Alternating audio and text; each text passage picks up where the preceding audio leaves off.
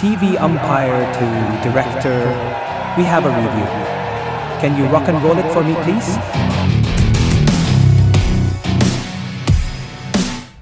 Welcome to another episode of Rock and Roll It, the podcast where you get to listen and let me redo that in 5, 4, 3, 2, 1. Welcome to another episode of Rock and Roll It, the podcast where you get to see and hear your favorite cricket writers. And much like the Asian Cricket Council, who say, why have just two India Pakistan cricket matches when you could have the possibility of three? We say, why have just two of your favorite cricket writers when we can have three? So, for this episode, we've got Andrew Fidel Fernando coming to us from Sri Lanka. And we're going to be discussing the best phase of Asian cricket. So, we're going to be talking Asian cricket and which were the years when we actually felt it was at its strongest. But let me start by talking about this current Asia Cup, Fidel.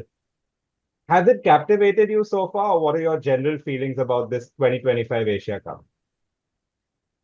I mean, I sort of like the format. I think like 8 teams narrowing down to 4 teams, narrowing down to the fun. I think I enjoy that format. It's right that not all of the big five in Asia get into the Super Four. I think like I like that there's a bit of jeopardy. I wish the jeopardy was more evenly shared around, is what I will say.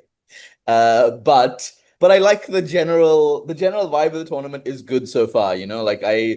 What I will say is that I'm sick of seeing Asian teams playing the UAE. It's just got very, very same to me. The last time we had a T20 Asia Cup, it was also in the UAE.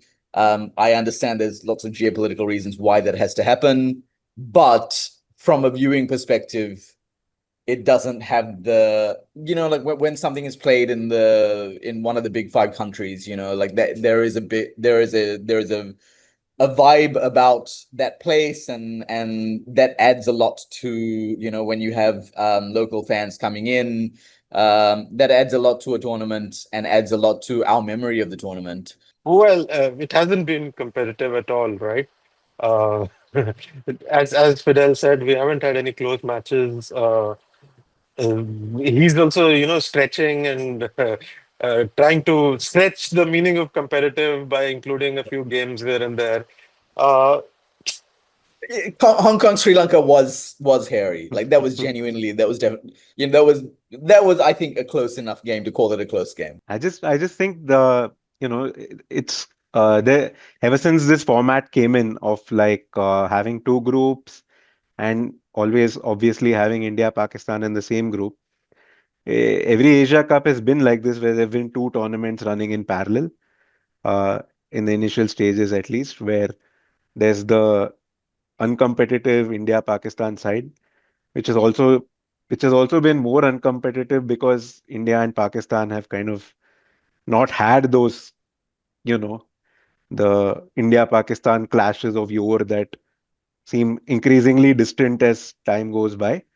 But this side, Group B has been, you know, like I didn't expect Afghanistan to go out uh, in the first stage, but that's what's happened. And yeah, I mean, I guess it's just the mathematics of this tournament that if you're going to have 8 teams and you have 5 strong teams, one group is going to end up with three of them, and which is always going to be the one without India and without Pakistan. India and Pakistan. So yeah, You guys it, are this going to is get this podcast cancelled. Just saying. it's interesting, but like earlier there was a sense of there being an Asia bloc, right? Yeah. Where okay, yeah, you got the votes, but there was also like common interest for all the Asian teams. But right now you have one dominant force, which is like part of this big three, and like their interests don't necessarily align with those of, say, Sri Lanka or Bangladesh or Pakistan. So, yeah, that part of the equation has gotten a little like skewed now, right? So, Which Yeah. which I, kind I of mean, seamlessly brings us to like the best days of Asian cricket. As you said, the Asia bloc was the best days, and very organically, the '96 World Cup when India and Pakistan sent a joint team to Sri Lanka, yeah. when other teams were refusing to tour. That was the real spirit of Asian cricket, and that Yeah. was when Asia as a concept was at its strongest. I mean, look, just to like dwell on that 96 World Cup and how strong Asian solidarity was at the time. That World Cup, I think there was lots of press in England, especially about how Asia was not ready to, India and Pakistan and Sri Lanka were not ready to host a World Cup. They were trying to take the World Cup away, but then I think like under Jagmohan Dalmia and like various other Anna Punjahewa and SLC and other administrators, they really like pulled together and fought for a World Cup being played in the region and incorporated a company called Pilcom, Pakistan, India, Lanka company. Um, just unthinkable now. Like none of these things can possibly happen now. Like a company named with Pakistan at the front and the other nations to follow. Like it just wouldn't. It's just like it's just not a reality that we have. And yeah, and a final being played in Lahore, like in Pakistan.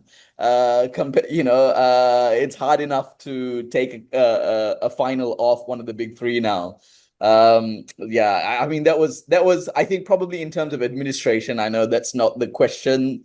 It's about the cricket, but in terms of like cricket administration, that was an era where I think because that was a time when like the powers were shifting from India and Australia to South Asia, and at the time it made sense for the South Asian teams to kind of band together, and especially for India Pakistan to band together. Yeah, I was just looking through the history of the Asia Cup, right? And 1986, India pulled out because of strained relations with Sri Lanka. 1990-91, Pakistan pulled out because of strained relations with India. So at those times, it would have felt like something like 96. How is that ever going to happen? But it did, right? And maybe in that there is I don't know, Yeah, Lesson. some hope for us to hold some on hope. Yeah, to. yeah, some hope for a future where, something like that could happen again. Yeah, Uh, maybe in 5 years' time, who knows? It could have changed completely. I mean, it doesn't seem likely, but we can at least, Yeah. But again, it's his. it's the it's the opportunity cost for BCCI. I mean, if the more the BCCI uh, partners up with Asian boards, what is it losing? On the cricket, I guess, I mean, the problem with this era is kind of India's dominance, and we've talked about their administrative dominance, but on the field as well, we're constantly doing videos about who's the second best side in Asia, which is never a good sign for Asian cricket if you've got one team significantly better than the rest. So I come back to the original question. In terms of the cricket, what would you say was the best phase? And you can give me a 3 4 year range for when you think the Asian teams were really all competitive. You had multiple teams with claims to being, among the best teams in the world. Uh, KK, when do you think that phase was for you? Yeah, I think we run the risk, like all of us are roughly of the same generation, and We're all gonna say Yeah. we're all 90s, right? we're We're all all gonna say growing late we're 90s, all I feel growing like. old, to put it very bluntly. Uh, I think there's a danger of being very nostalgic about this, right? Uh, so my first instinct was to, of course, like go back to like the cricket I watched in my childhood, but I was like just thinking about the cricket that I've really enjoyed watching, and I think 2014-15 was a great period for Asian cricket, right? Hmm. You had Pakistan and Sri Lanka playing 7 tests in that period.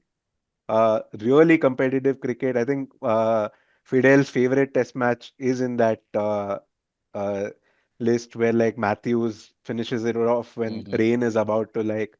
I mean, it's Hmm. Yeah. already begun raining when the winning runs are scored in Gaul, and then there's a that crazy chase in Sharjah, 300 odd in 2 sessions for Pakistan, and Yeah, Misbah-ul Haq and Azhar Ali. The Azhar Ali. Yeah. Maghrib. So, yeah. Yeah. Then, there's The Pakistan chasing Maghrib. 377 in Pallekele. Yes, 2014-15, Pakistan Sri Lanka test rivalry was at its peak, I felt. And India were in 2015, they came back from 1-0 down to win in Sri Lanka. And that was the start of, say, the Ashwin era of like dominating in Asian conditions uh, then going on to become like one of the best team in the world, right? That was the start of it. And Afghanistan's sort of birth happened in that 2014 Asia Cup, where they from 2010, their journey kind of begins. But in 2014 is when they beat Bangladesh at that Asia Cup. They give Pakistan a huge scare before, like, Umar Akmal and Fawad Alam have one partnership that basically saves them, right? And then in 2015, Bangladesh discover Mustafizur Rahman and they beat Pakistan at home in ODIs. They beat India at home. They beat South Africa at home.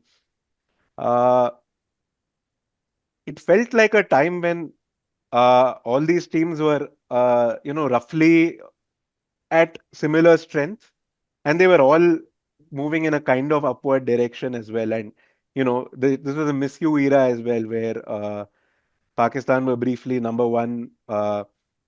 I guess that In was in 2016, but 2016, yeah. yeah, But but they were, yeah, if we extend the era to 2017, then 2013 you have India winning Champions Trophy in England. yeah, 2014 you have Sri Lanka winning T20 World Cup in Bangladesh. 2017 you have Pakistan winning the Champions Trophy that's right, against yeah, India in a final. So I think like there's a great case for those like 4 or 5 years being yeah. a fantastic era of Asian I think cricket. that was when all five teams, right? Like you have Afghanistan, of course, like, they did really well in the 2015 World Cup as well, and like, showed the world that, okay, we're here. And Bangladesh making the semi-finals of the Champions Trophy 2017, quarterfinals in 2015, and who knows what could have happened if that Rohit Sharma, etc.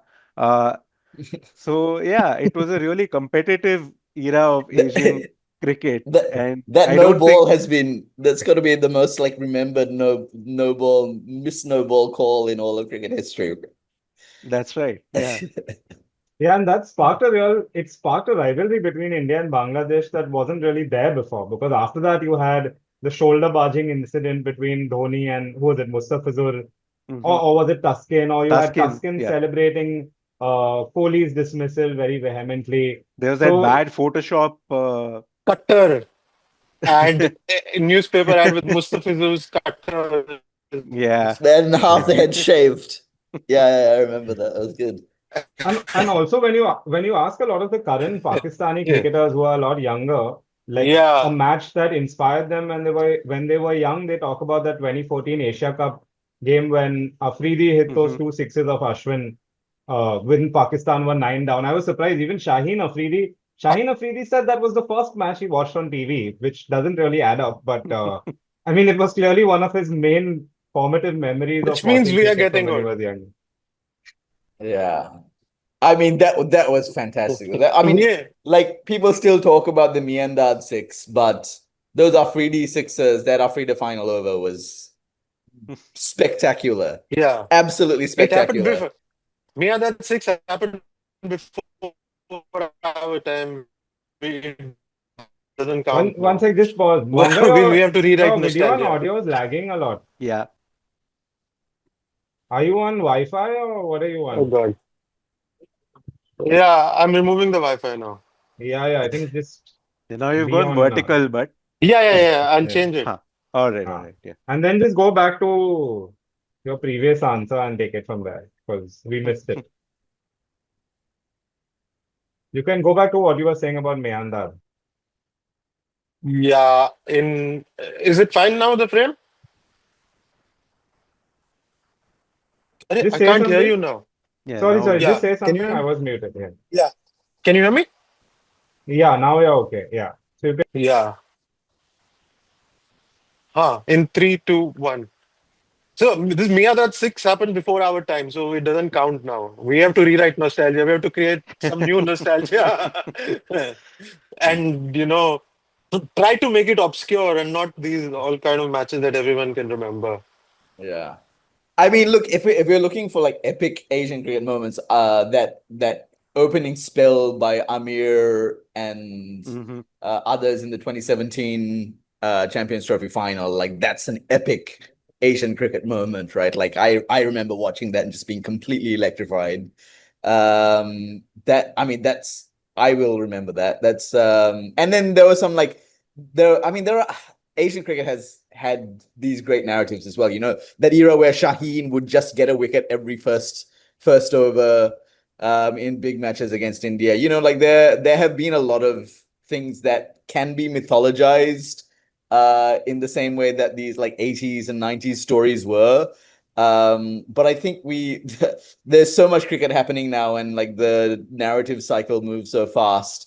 Maybe these things that are worthy of being mythologized on the same level haven't quite got to that, that level of kind of like idolization. But like I remember watching all these things and being completely captivated. That opening spell is unforgettable.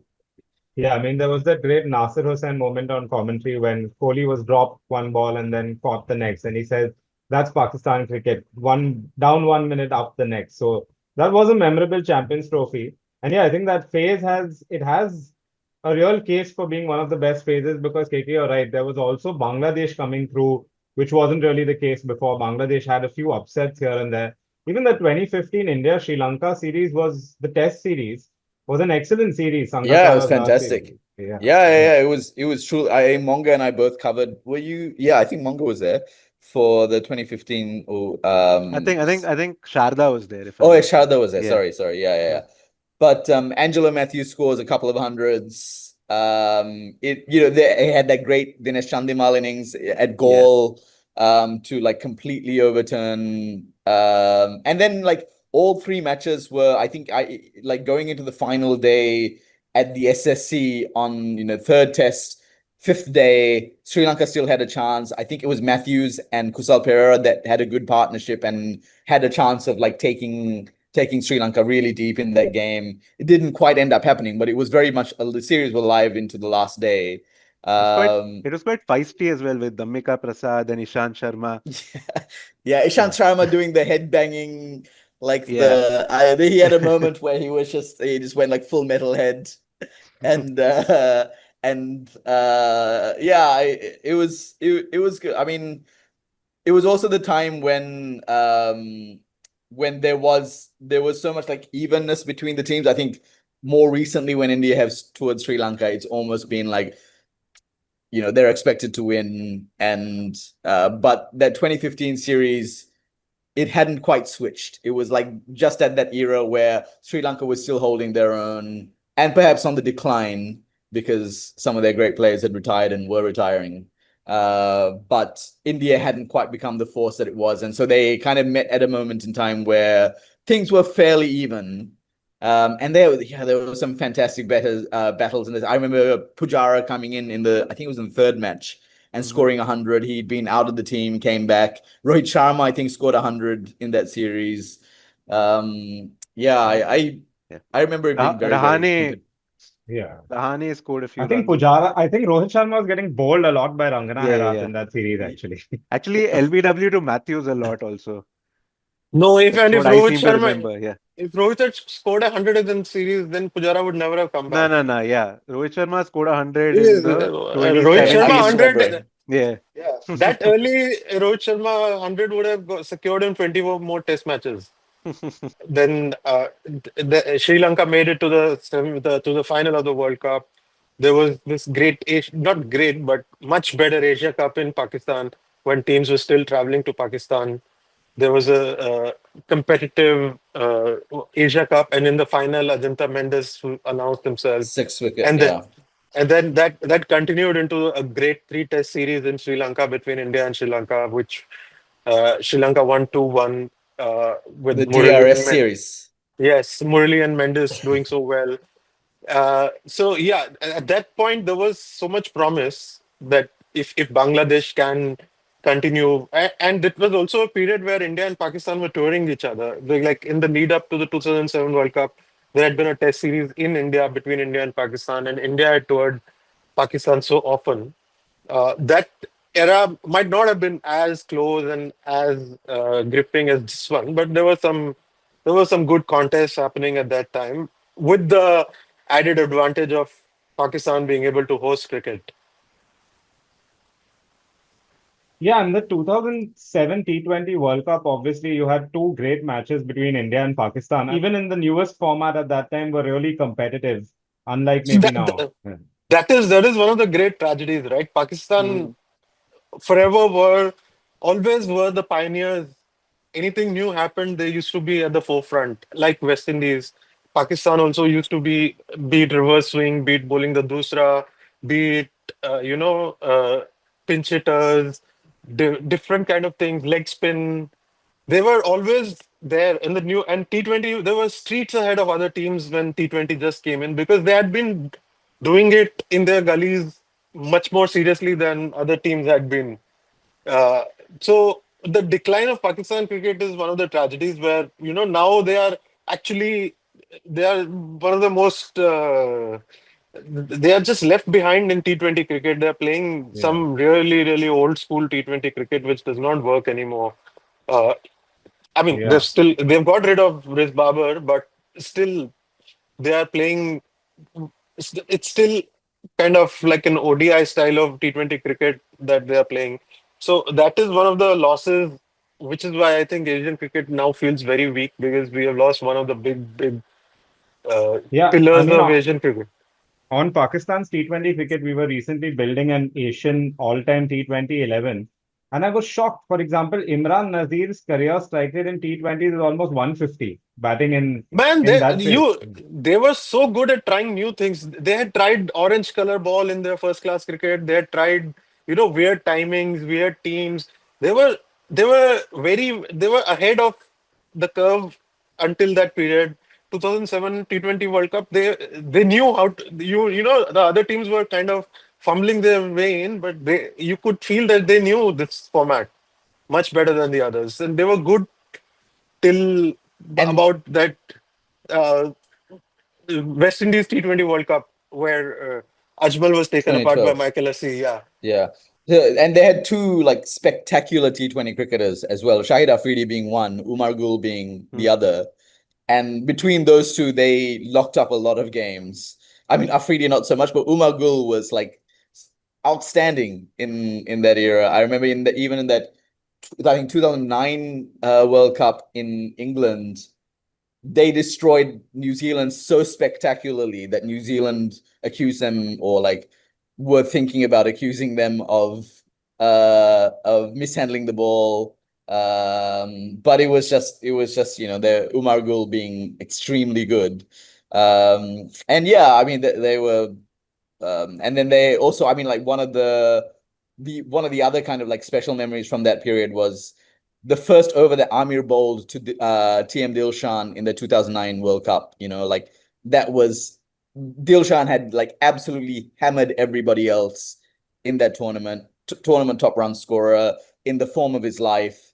And Amir, I think, 17, 18, 19 at the time, bowls this spectacular first over and like Pakistan's entire win in that match hangs off that one over.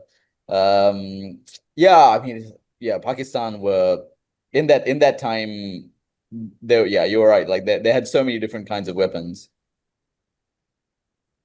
Yeah, and on that phase, it was surprising again when we built this Asian all-time T20 11. You had from that phase, we had Gul and Afridi in our team. We had Ajmal as a 12th player in our team because Ajmal's statistics again in T20 cricket, I mean, they rival Narayan and Rashid Khan in terms of his economy rate, his strike rate. Also, Mahela was actually a massive force in those early T20 World Cups. Again, surprisingly high strike rate for a player who you didn't necessarily think was a big hitter. But for the time, he really adapted to T20 cricket. And yeah, all these three countries, India, Pakistan, and Sri Lanka, were massive forces in those early T20 World Cups. I think India kind of fell behind after that 2007 win, where they just made it up as they went along and kind of, uh, like They on also the. got kind of lucky with the conditions where, the ball was swinging and seaming, and RP Singh and Srishant were unknown quantities and they had like great days. Yeah, and Irfan Pathan as well. And yeah, uh, that's right. But, after that, I don't think they figured out like a method to play T20 for the longest time, which we discussed in one of Yeah, our yeah, yeah. earlier episodes. Viewers can check that one out as well. Uh, but yeah, Sri Lanka and Pakistan for until the 2014 final, certainly when Sri Lanka, when Kulasekara and Malinga, keep Yuvraj so quiet in the death overs and And basically, Dhoni and Kohli yeah, as that's well. right. Yeah. That's Yeah, right. Yeah. it was one of my favorite matches because just how they played it, the set pieces and just being defensive and showing that in T20 is more about defending than getting wickets. Yeah. Yeah. So there's a theory, and I want to throw this to the other people. There's a theory floating around in Sri Lankan cricket, right? Like Sri Lankan cricket fans and kind of like commentators, that the first great T20 team was actually the Sri Lankan team. We think of the West Indies team who won obviously 2012 and 2016 as being like that six hitting, like batting heavy style, being like the first great force in T20 cricket. But there's also a case to be made for Sri Lanka, I think. They got to the 2009 final. 2012, they got to the semis. Final. Sorry, 2010, they got to the semis. Yeah. And then 2012, they got to the final. And yeah, I was at that final. And 2014, they obviously won the thing. So I mean, the attack that they had, it was a very bowling heavy. Sri Lanka had a very bowling heavy strategy at the time. Very much hinged on Malinga and earlier years in Murali and Mendes was still around. And yeah, I mean, I think that if they had won one more of those finals, like either 2009 or the 2012 one, we would probably be talking about Sri Lanka being the first great international T20 team. But it didn't quite work out. And they had such a good, and they were number one in T20s for I think about a 2 or 3 year stretch during that period as well. I actually remember one of the first conversations I had with Monga was at a bar in Bangalore just before the 2011 World Cup. And everyone was talking about who they thought would win. And Monga was actually really vehement that he thought Sri Lanka were favorites for the 2011 World Cup. Do you remember that? Yeah, the final, right? No, just before the tournament even started, he was saying that I think Sri Lanka have the best side on Yeah, balance for these they really conditions. did. They really did. And I mean, it's. Did Sri Lanka win the toss in the final? Nobody knows who won that toss, actually. Yeah. Please don't bring it up. This is like a sore point for everybody. I think the story is that the official story is Kumar Sangakkara didn't hear the call the first time around, or the match referee didn't hear the call the first time around. But yeah, there are so many like very, very politically charged conspiracy theories about that in Sri But be that Lanka. as it may, No, but they did won Sri the Lanka? toss. Yeah, They they did won win and it, yeah. elected to bat. I Yeah. think they made a big mistake by batting first because Wankhede Dew is a big player, and that is where the game turned around eventually. Where Sri Lanka were in the ascendancy before the Dew started to make an effect on the game. They had taken 2-3 quick wickets, and India, Sri Lanka were like Murali was completely neutralized in that game because of the Dew. No, so the thing about Morelli was he was half fit. He had picked up a groin Yeah, strain. He had picked up a yeah. groin strain in the semi-final against New Zealand. And they were seriously considering dropping him, but Aravinda de Silva, the chief selector at the time, said, his view was a half-fit Murali is better than everybody else. And so like Murali was really very, very far from his best in that But there particular was game. I know from the Indian team that the Dew made a big difference. And once they saw the Dew, they were like, okay, we've got this Yeah. game, and that's what happened eventually. And 2011 might have been early knowledge or too early into our knowledge of how Wankhede behaves in the night, because nowadays nobody will ever want to bat first at the Wankhede. Be it T20, be it ODI, wherever the people just want to bat during the night when it's one of the best conditions to bat in. Small outfield, quick outfield, nice pitch, dew. That is one of the things that kind of, otherwise the tournament Sri Lanka were like, and one of the other reasons was that Sri Lanka were playing all their games at home before the final. Yeah. And Sri Lanka at that time were unbeatable at Ketrama. Yeah, I think they played one match at the Wankhede before I think there was one match in India. I think they did play one group match at the Wankhede. But yeah, at Ketarama, they could just, I remember the quarterfinal against England, where England scored like 240 or something. Huffed and puffed to 240, thinking, oh, this is a Yeah. good score. Because 240 used to be a good score. Yeah. And then Dilshan and Taranga. This was such a it That was was such such a a sorry, it was such a it was so reminiscent of 96. Same stage, Yeah. same quarterfinal, Yeah. same opponents, same sort of script as well. And they did the same in yeah. the semi-final. And that was No, the so period can I just around. talk about that quarterfinal? And one of Yeah, the yeah. funniest moments of Lankan cricket was, so like England had thought that this was a good score, and Taranga and Dilshan were chasing it down. Dilshan had scored 100 because obviously tended to be the fastest striker, and he was defending entire overs from, I think it was Graham Swan. He was just defending balls because Taranga needed runs to get the final. And then at one point, like Swan or somebody bowls like a terrible half tracker outside off, and Dilshan's eyes light up and he hits a four and immediately apologizes to his partner and says sorry for hitting the four. That's how much of a walkover that quarterfinal was. And somewhere Oh, a you. 10-year-old Ben Stokes was getting very agitated watching that game. Yeah, this is when the seeds. Oh, was it the first match the you watched? the Ben Stokes origin story, yeah. like like the making of a villain. But this has happened. Sri Lanka has done this to England in England also. I remember later. 2006, I think. Yeah, there was Oh Jayasurya at yeah, Taranga, if Jayasuriya and I'm not Taranga. wrong. Yeah. At No, Leeds. no, no. That is a chase where they just completely walked the chase. Oh There yeah, was you're talking about Matthews and manipulating Chandimal. 100. Yeah, Yeah, yeah, Matthews yeah, and Chandimal. Yes. Yeah, I remember that too. Yeah, yeah, yeah. yeah. Chandimal getting his first ODI 100. Yeah. I can't remember what the ground was, but yeah, again, Matthews blocking out overs so that But Chandimal had enough runs to play with. And somewhere they in and they England they're went saying Sri somewhere in Lanka went England. the other way, also trying to deny teams their hundreds. You remember the Suraj Randeep no ball, That was was also it Dilshan, Sehwag? by the way.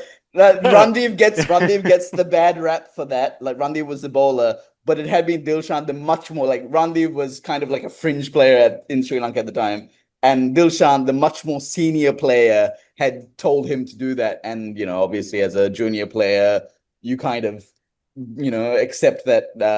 And yeah, so that's, I think, the blame for that has been unfairly given to Randeep. But But yeah, somewhere in England, people are saying they are cricketing gods because this 2011 Sri Lanka manipulate 100, they lose in the final. 2023 India manipulated some 20 hundreds for Kohli, and they lost in the final. Uh, KK, okay, we've talked about that phase as well. I mean, with But 2007 leading all the way up to 2012. What other it's phases, not KK? my favorite phase. My favorite phase is proper nostalgia. 96. Yeah, let's No, be the no, uncles that we actually are and talk about the era that not we even always wanted to talk 96. about. Not even 96. My favorite is the Asian Test Championship. Uh, which kind of married along with that two test series between India and Pakistan, and the final was played as whatever you prefer, as a decider of the three test series or the final of Asian Test Championship. Though that was the time when we were. Wasn't the final though, because India didn't Calcutta get was that. the final, no? No. They played it No. in Dhaka, I think. Oh, sorry, Calcutta was Yeah, the first match. I This think is it's the how first. Yeah. nostalgic it is. This is how we've built it. Facts Yeah. don't matter. So that was the first match that India lost. And I think Wasim Akram had two hat tricks in a single match against Sri Lanka. Yeah. Is this a Yeah, single match or this like same series or as in tournament. same tournament? Yeah. One was I'm in the Anyway, I'm final, I think. I'm hazy on this. Clearly, I blanked out the memory. and so far ahead of the curve, we had a Test Championship before Hmm. before the ICC started it in some 20 Yeah, years 20 later. years later. Yeah, Well, I Yeah. mean, it was a long time after 1912. You Yeah, got Yeah, to but this see, give like that India the Imperial Pakistan Cricket Conference the credit for this. Again, looking back at the scorecard of that first ever test in the Asian Test Cricket Championship, it was a really good test where Srinath actually took 13 wickets Yeah. and Yeah. Saeed Anwar Saeed scored Anwar. 188 not out.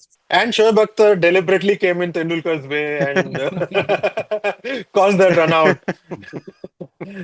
There was also some very good games just after the 96 World Cup, wasn't there, Fidel? Wasn't that when Jayasuriya got that 40 ball 100? That was the Singer Cup game against Oh yeah, Pakistan? Yeah, there was a in Singapore that Yeah. was like yeah. immediately after the '96 World Cup. Oh, those were Um, great matches. Yeah. and there, I mean, it was a tiny field. It was that should be said that the ground was very, very small. And yeah, Jayasuri hit the fastest 100 ever scored at the time. I think 8. 48. Okay. Mm-hmm. 40, and then Afridi would smash it very soon after. Soon But after, yeah. and then he also in the final he also scored a 19 ball 50, if I remember correctly. 17, That 17. is my 17. favorite match. And when Amir Sohail then crowded Yeah. them, like it was 100 for nothing in 8 overs or something like that. And Amir Sohail has a forward shot leg, silly point. He was the captain, and Pakistan ended up Pakistan winning that won, match. yeah. Yeah. Yeah. It's a crazy match in so many ways where Jayasuriya, I think the opening partnership was 70 odd or 80 odd and Romesh Kalwitana made a duck. So, Yeah. Yes, yeah, yeah, Yeah. yeah. yeah. I mean, I remember that was a game that I was listening to on the radio. Because I can't remember why, but like my family was traveling from one place to another, so we only had the radio on. And I just remember like there was like a battle in the van about who gets to control the radio, and I really wanted to listen to cricket. But once Jayasuriya scored his 50 and like it looked like Sri Lanka was sailing, the decision was made by other people, not me, to switch to a different channel and listen to music. And when we switched back, Sri Lanka had lost. And I just remember like just being so heartbroken and just being like, if only I had listened to the match, something else would have happened, something different would have happened.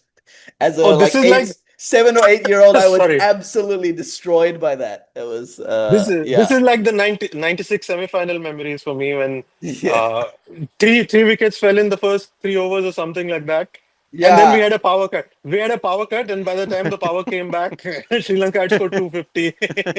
So And there's a cool thing about that semi-final, that Eden Garden semi-final.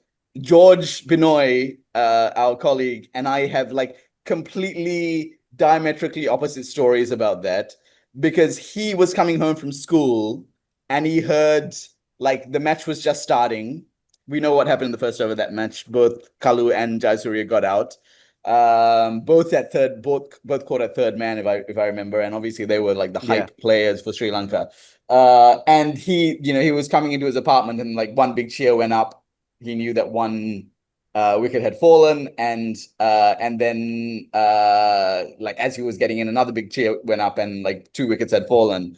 I was coming home from school, same time. There was like a little corner shop near our house where there used to be a little TV, and maybe like 6 or 7 people would watch the game from just outside the shop.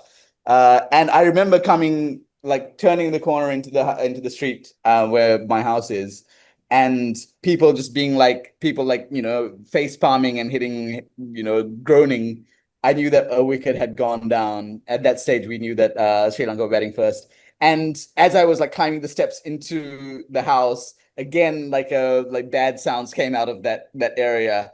And yeah, I mean, when I got in, 2 wickets had gone down. So I mean, and I remember watching that semi-final, just like not being able to truly watch Aravinda de Silva and what he did after, because I was afraid that if he got out, then it would all be over.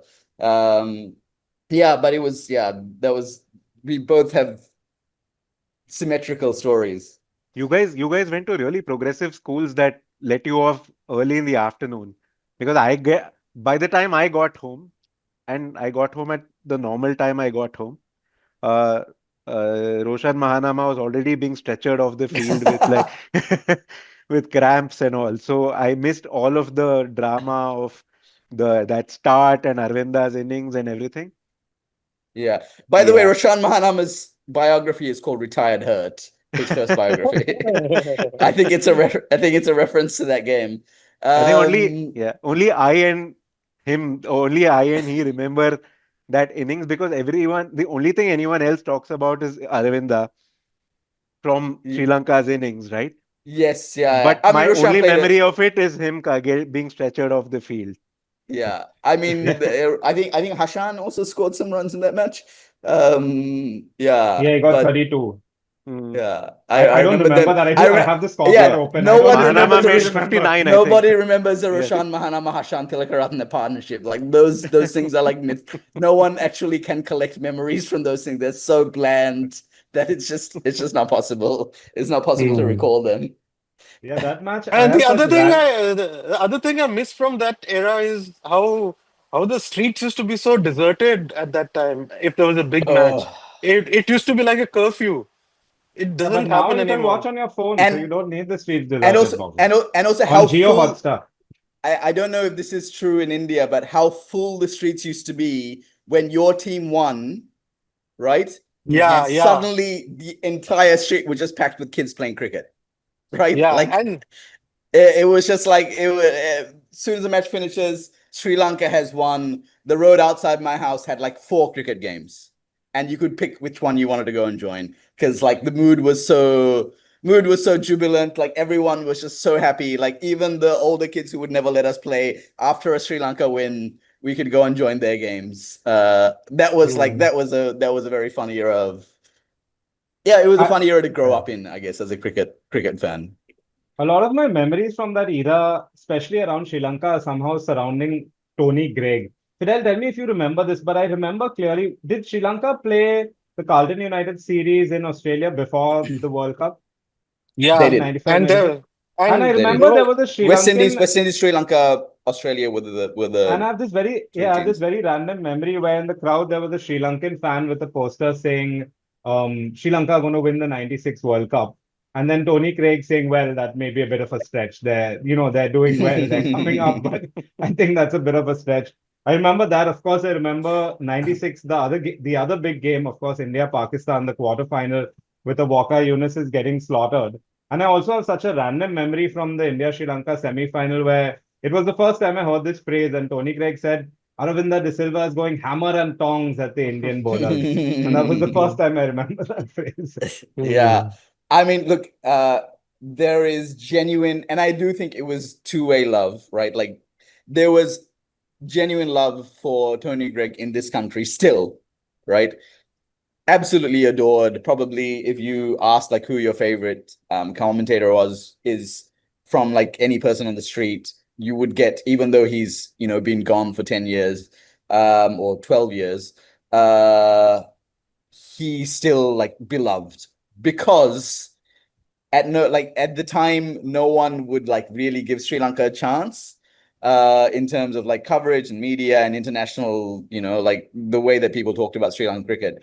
Tony Gregg was the first one to cotton onto the fact that like something special might be happening here. also And when Murali was being hounded, he was the first person to objectively Hmm. assess that situation and say, "Hey, this is not your regular chucker. This is what is happening." yeah, I remember um, him and Mark Nicholas then did a video, I think, with Murli. Mark Nicholas did one in 2006, I want to say 2004. Anyway, Yeah, early that was 2004s. much later, but in the 90s, Yeah. Tony Gregg was the one who stood up and Hmm. he I think he criticized those no ball calls in Yeah, he was criticizing Hare and he was criticizing Emerson as well later on. Um, uh, and Bill Laurie was also on commentary with him, and Bill Laurie also backed Tony Gregg up. But I've also heard stories about Tony turning up to the Sri Lankan dressing room after that first day at the Boxing Day test in 1995, when Murali was first snowballed by Daryl Hare in front of, at the time, the biggest test match crowd Sri Lanka had ever played for. And offering his support and saying, hey, I think this is unfair. And you have to understand that Sri Lanka at the time was like, they weren't quite a minnow, but they weren't quite not a minnow. They were like in that in-between phase where they were just graduating to being like one of the serious teams. And so they didn't feel like they had a lot of leverage with which to fight this. But a lot of the players from that era really dwell on and like praise Tony Gregg for giving them like a little bit of support in the media in the international media where Sri Lanka weren't making themselves felt at the time. So I mean that was one, but also in the World Cup, like it's impossible to think about that 96 World Cup campaign without hearing Tony Greig in the background as being like the sound of the World Cup, like he used to call them like these little Sri Lankans, which, like seems demeaning, yes, but like at the time, like Sri Lankans would want to be talked about little, it doesn't matter how, like any reference to Sri Lankans doing well was like absolutely adored in the island, like for the first time ever, somebody was talking about us. And yeah, so for that reason, I think like a lot of people absolutely love him. In fact, as we speak, there is a mercantile tournament going on in Sri Lanka. Yeah. Where there is a bowler called Tony Greig from, I think he's from Hatton, which is in the Central Hill Country. His name is Tony Greig. That's his full name. Obviously named after the man himself. Took 5 wickets on Friday, I think, or a few days ago. Took a 5-wicket haul. So yeah, I mean, that's the level to which he's admired here. Yeah, that 96 phase, there was obviously those great games in the tournament itself. And then, as I said, there were actually a number of games after that. There was the Singer Cup, there's the Asian Test Championship. It was that glorious phase of tri-series and quadrangular series, wasn't it? And invariably, India and Sri Lanka, or Sri Lanka and Pakistan, or India and Pakistan would be a part of these series. I think there was a game and I'm stretching this a bit now till about 2000. I think this is one of your favorite memories, right? Monga, of Sakleen Mushtaq and Waqar Younis winning this game in Australia for Pakistan or was it of the last ball or the last over? That was the CB series or whatever it was called at that time. Yeah. The tri-series in Australia, Yeah, yeah. I think it was Brisbane. And I think it was the same match where I think Inzamam thought he had hit a 6 and Kanitkar leant on the fence and took the catch from the crowd because the fence doesn't count. The rule with fence is not the same as the rope. So you can be touching the fence and catching a ball and you could still get the wicket. Hitting the fence on the full was not a 6, it used to be a 4. And in that match, I think Tendulkar missed that throw on the last ball when Waqar and Saklan ran a by. Yeah, that was a close match. Then there was another match where Abdul Razak like pulled completely crazy reverse swing. Sri Lanka were winning, and out of nowhere he turned that match around. This Again, was a they lower used. scoring game. Was it in a Coca-Cola Cup or a Singer Cup or one of those? Oh yeah, where there used to be these semicircles. If you hit the ball, if a boundary went through that, you used to get some money, and the batter used to get money if the boundary went through that. Those are great days of ODI cricket where you could find any excuse you could find. You could have ODI cricket. What were the other games that stood out for you in that 96 to 2000 phase? I mean, there were a number of close test matches. Obviously, the Tendulkar test match against Pakistan, or I should say the Akram test match, depending on which way you see it. The Or the knowledgeable Chennai crowd test Saklan match. series, 5 wickets in every innings. Oh yeah, but Yeah. that ball that like that Rahul Dravid kind of period of play, I can't forget because there was this one very plump LBW not given. Yeah. And then he bowled that unplayable ball, which was swinging in the air and pitched and seamed away and took the off stump. Then there was this Just the great, off bail, that too. yeah, Yeah. and there was this great decision by who was it? VK Was Ramaswamy. it? Oh yeah, Yeah. when Ganguly was given out of the in floor, consultation with Steve Dunn. Steve Dunn, Yeah, yeah. yeah. Yeah, so I think the ball had hit the ground 3 or 4 times. Twice, and then hit like a shin or ankle on the way as well. That is the origin story of the victim Ganguly, and he's never come out of it. Yeah, but And that then was a phase. there was a Sorry. 2002 Test match in Kandy between India and Sri Lanka when CAF denied. 2001. And Yeah. another incidence of Sri Lanka denying 100 when Ganguly was a 98 and CAF They was bowled at a the full other end toss. on the leg side, Yeah. and this CAF very instinctively put the bat down. There's also in that period, in that early 2000s period, there's also like quite a legendary I think 2001 Sri Lanka Pakistan test. I believe it's in Faisalabad. And the legendary part about it was Arjuna had been kind of deposed as captain at that time. I think Sanath was leading the team. And Arjuna had suffered like a fractured hand, and he came out with like a massive.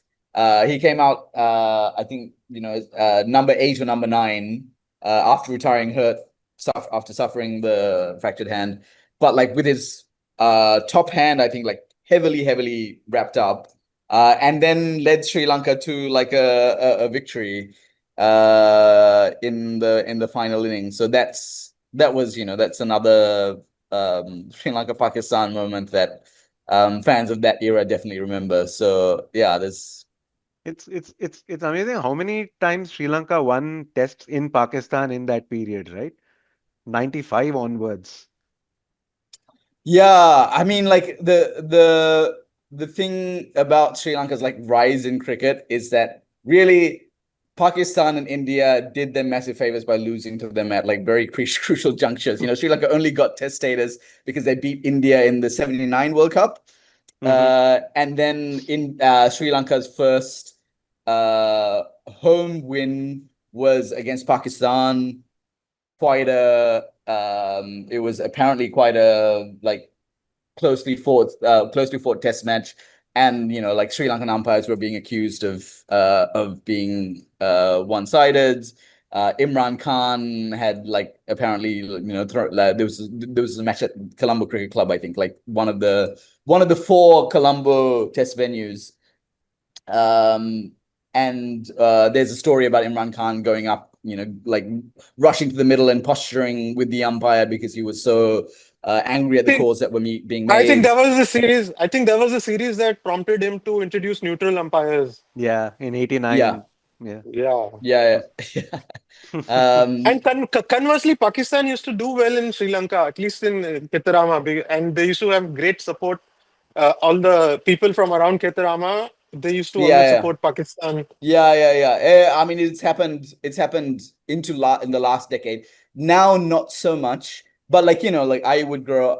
One of the schools that I went to in Sri Lanka, I was one of the few Sri Lanka supporters in my class because everyone else was a Pakistan supporter. So that was, I was like in a minority in the like support of, I think it was in mid-90s. So yeah, that was very, very common. Lots of Sri Lankans have supported Pakistan over the years. And also like still there is like among the general Sri Lankan public, like quite a lot of love for Pakistan. And if Sri Lanka lose, generally the team that people everybody switches to Pakistan is like one of the top candidates. So and Mohammad Asif has one great spell in Kandy, I think. It was a seaming pitch. I think he troubled a lot of Sri Lankan players. And just moving on, I think Sri Lanka have also repaid this favor to Bangladesh. They have really patronized. They played a lot of cricket with Bangladesh when it was easy to let go of Bangladesh. It would have been easy to, let them slide into the margins. Sri Lanka did really play a lot of cricket every time they would tour Bangladesh and invite Bangladesh for test matches, which did them a lot of good, I think. Yeah, and they also introduced them to some of their traditional dances. So that was both countries sharing something. Yeah, but I mean, they didn't realize they were creating a Frankenstein monster, but I mean, but that 90s phase, I mean, what was amazing back then is honestly, like these days when India beats Pakistan, it's just kind of routine now. But back then, it really felt like a big deal. And I should mention that 98 Independence Cup in Bangladesh. When India Kanitkar for yeah, and India Pakistan played a best of 3 final, and I remember in the third of the 3 finals, it was actually where the best of 3 final worked, where you had a decider. And Saeed Anwar scored that 140, and in those days, Saeed Anwar would just butcher India. He was such a thorn in India's side. I think he had got the 194 against India just the previous year. And so then when he got 100, it just felt like there's no chance. And in those days, what was it, 314 or something? 316. This was, unthinkable for a side to chase. And then, of course, Ganguly gets 100 and India in it. And finally, this is the one thing Rishikesh Kanitkar is remembered for, is him hitting. And I remember him for the catch on the fence. There was a cotton bolt against Australia as well that I remember. I think in his debut match or something. Like a Yeah. Let's really, not do a really. Rishikesh Kanitkar trivia contest. But just before that Independence Cup, I think there was a tri-series in Pakistan also when Chauhan hit a six off Saklan I think Mishtak. that was a bilateral. So it, Yeah. it was Okay. India's first visit, only ODIs. India's first Yeah. visit since 1989. But then if you're talking India Yeah. Pakistan, you should not forget Sahara Cup, which India dominated so gloriously, Yes. which is where The Inzamam was dancing in tortured. the dancing in the aisle series. No, In this used to Toronto. happen in Yeah. this used to happen in Yeah. Toronto, where In poor Toronto, yeah. Inzamam Oh, was okay. tortured by the crowds. Yeah. And this was a series where Saurav Ganguly announced himself as a deadly seam bowler, right? One of those Sahara Cups, he was taking wickets in almost every game because the ball was swinging around a lot. Because this was played sometime in the spring in Toronto, I think, right? Or was it just a cold summer? It was September. So Yeah. So in the yeah. fall, yeah. Because I remember there being like everybody in sweaters Hmm. and the ball swinging around and the And it was red commentators. red ball and white Yeah. clothes as well. So it's interesting how fondly we look. I think I don't know how to look back at this now. Uh, should I be like, oh, we're just wallowing in nostalgia? Or should I be like, have we just become cynics? Because now, if I think about it, we'd be like, oh, it's low quality cricket on, not really good ODI pitches or whatever, where somebody like Ganguly can take a fifer. But we just enjoyed it then. Anyway, we've now spent about an hour and 15 minutes talking about Asian cricket of the past.